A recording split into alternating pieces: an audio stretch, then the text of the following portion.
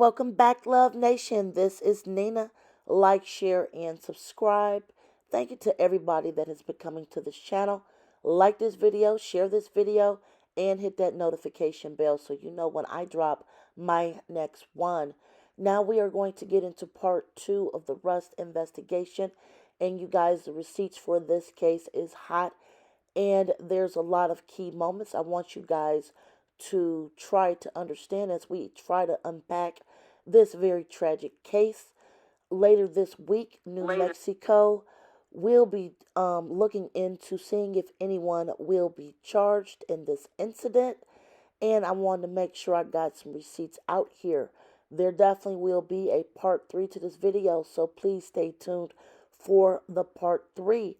I also want you guys to make your own assessments as what do you think should happen with this case, because we will definitely be having movement on this pretty soon. Now, from what I'm hearing, there are up to about maybe 4 people that are being looked at that may be charged in this case. We will definitely be following this case closely this year as we unpack what happened on this set of the Rust investigation.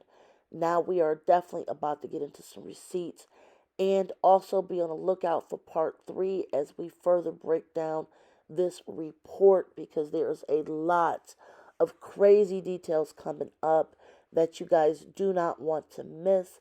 Again, like, share, and subscribe. And we're going to get straight into these receipts right now. Leave your comments below, and here we go, guys. Hey, you guys, welcome back. So, we are doing part 2 of the Rust movie investigation, and this is the summation of everything that was found on the Rust set as we wait to see who could be charged in this situation. Now we've just finished number 8 in part 1. We're going to do part 9. So Ryan Smith, producer, was identified as overseeing the overall production. A management representative for Rust was Gabriel Pickle, line producer, who directly hired individuals and crews, approved hours worked, and had authority to counsel or discipline employees in any department. Her immediate subordinate was Catherine Rowe Walters, unit producer, production manager, who shared similar authority. Also on the management team was Dave Halls, first assistant director and safety coordinator, who was the set manager and responsible for general workplace safety, who was peer in authority to Gabriel Picker and Roe Walters. Alec Baldwin, actor and producer, and Joel Souza, director, negotiated with various producers to help create and fund the Rust project. Alec Baldwin's authority on the set included approving script changes and actor candidates. Alec Baldwin handled the pow pow and set off the round that struck and injured Helena Hutchins and Joel Sousa. Hannah Gutierrez Reed reported to Sarah Zachary for direction on daily tasks. Sarah Zachary reported to Brian Norville. Brian Norville reported to Roe Walters, and Roe Walters reported to Gabriel Pickle. Due to the nature of her position as the sole armorer for Rust, Hannah Gutierrez Reed regularly corresponded with Gabriel Pickle directly via text message and email. Hannah Gutierrez Reed performed armorer duties such as demonstrating that a pow pow was cold or hot with Dave Halls. Dave Halls was also responsible for identifying and correcting hazardous conditions related to pow pow safety. As armorer, Hannah Gutierrez Reed was responsible for storage, maintenance, and handling of pow pows and ammunition on a set for training members of the cast who would be handling them. In accordance with Rust safety procedures and industry recognized safety practice, the armorer is required to be present whenever the pow pows are being handled and should have the authority to determine whether an individual requires additional safety training.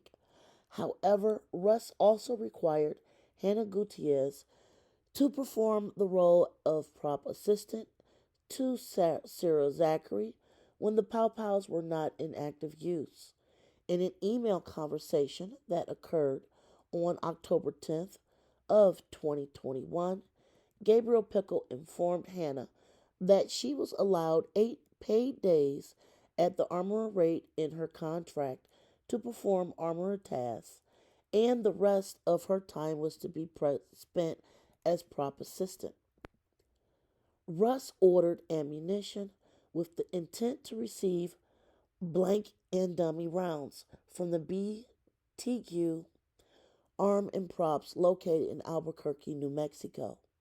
The property master stated that Russ did not intend to have live rounds on the set. Live rounds may be distinguishable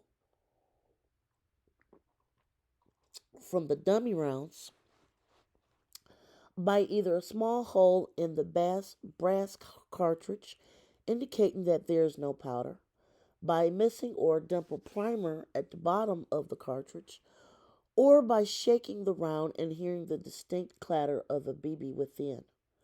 Unless a round is removed from the storage box or firearm inspected, it can't be verified as a dummy round. On October 14th of 2021, Gabriel Pickle emailed Hannah addressing armorer and key assistant prop duties and stating, "It has been brought to my attention that you are focusing far more on the armor and not supporting props as needed." In the said email, Ms. Pickle informed Ms. Gutierrez, who is Hannah, that the production and AD team have seen twice that there was a pow pow left unattended after a scene. Wow. Miss Pickle went on to state that she needed some type of check in and check out system in place immediately.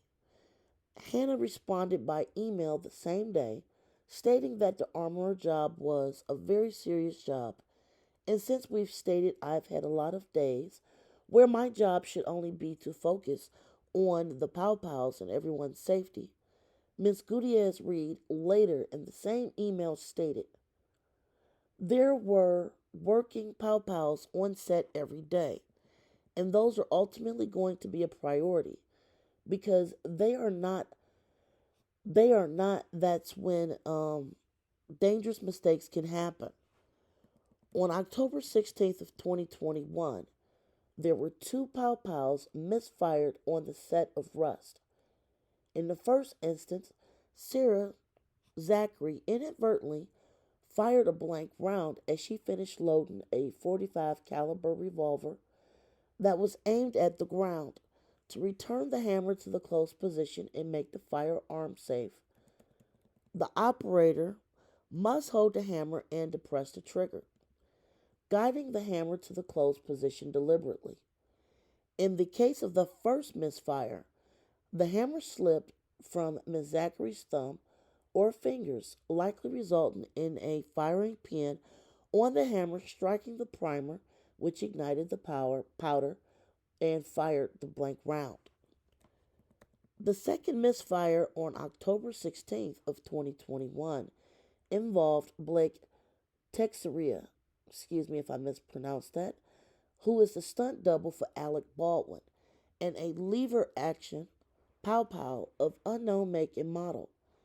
It is not known how the misfire happened, as according to some statements, he was alone in the cabin.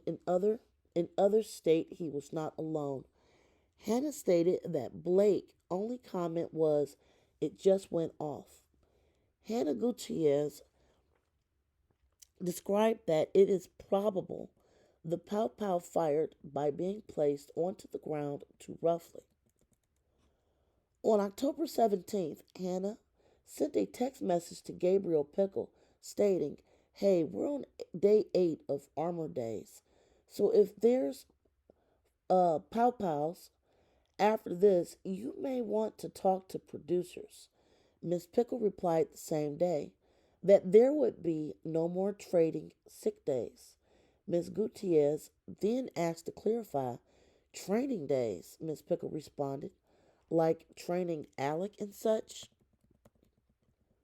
On October 20th, 2021, Lane Looper, who was the first assistant camera, resigned, citing safety concerns among other issues, stating in an email to Roe Walters, during the filming of Pow Pows, on this job, things are often played very fast and loose. So far, there have been two accidental discharges and one accidental SFX explosive that has gone off around the crew between takes. Mr. Looper went on to state, to be clear, there are no safety meetings these days.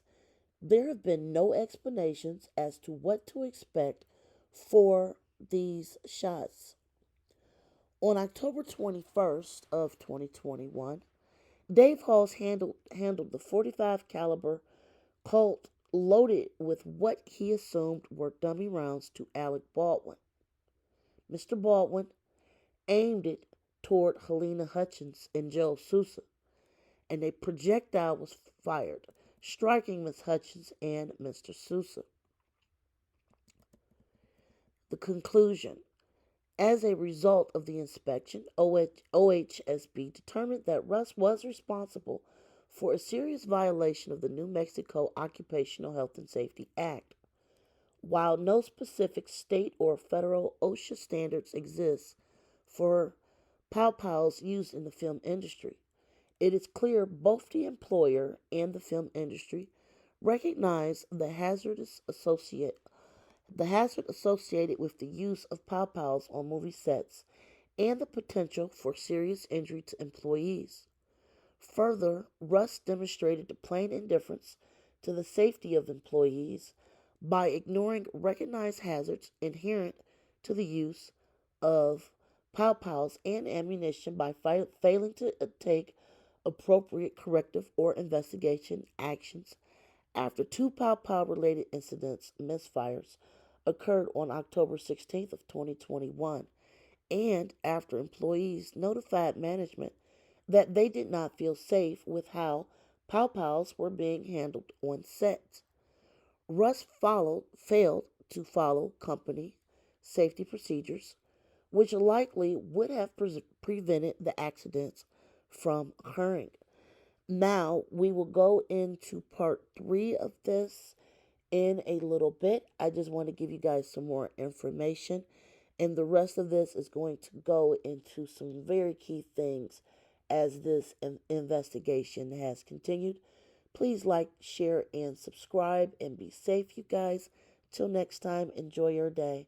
Bye, guys.